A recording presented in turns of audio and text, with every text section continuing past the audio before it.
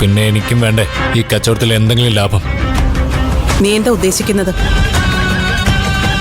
ഉദ്ദേശമൊക്കെ അധികം താമസിയാതെ ഞാൻ പറയാം. ഞാൻ പറയുന്ന പല കാര്യങ്ങളും ആൻറ്റി കണ്ണടച്ച് സമ്മതിക്കേണ്ടി വരും. പേടിക്കണ്ട, മനുഷ്യ സാധ്യമല്ലാത്തൊന്നും ഞാൻ പറയില്ല. ഏതായാലും നിങ്ങളുടെ ഭർത്താവ് ശ്രീനിവാസൻ IAS-നോളം വലിയ ഭീകരനല്ല ഞാൻ. എൻ്റെ ഡിമാൻഡ്സ് അംഗീകരിച്ച് എൻ്റെ കൂടെ നിന്നാൽ ജീവൻ ഒരിക്കലും ചതിക്കില്ല. ഒരുപാട് കാലം മനസ്സിൽ കൊണ്ടുവരുന്ന പൂജയെ പോലെ ഒഴിവാക്കി ആൻറ്റിക്ക് വേണ്ടി എന്ത് കൊട്ടേഷൻ പണിയും ഞാൻ ചെയ്യും. പിണങ്ങിയാൽ അല്ല, പിണക്കിയാൽ ജീവൻ മഹാച്ചറ്റ. പിണക്കല്ലേ ആൻറ്റി. പോട്ടെ.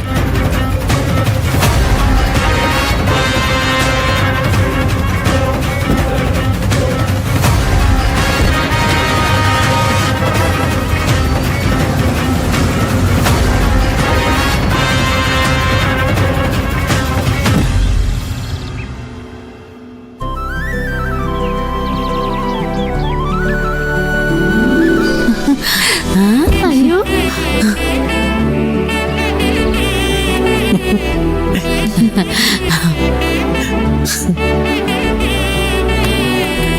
യാത്രയൊക്കെ സുഖമായിരുന്നു അമ്മേ? സുഖം അന്വേഷിക്കാൻ ഞാൻ വരുന്നത് അമേരിക്കയിൽ നിന്നല്ലല്ലോ, ഓച്ചിറയെന്നല്ലേ.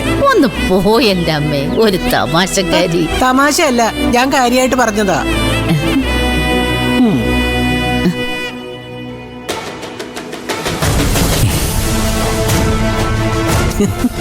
മോനെ,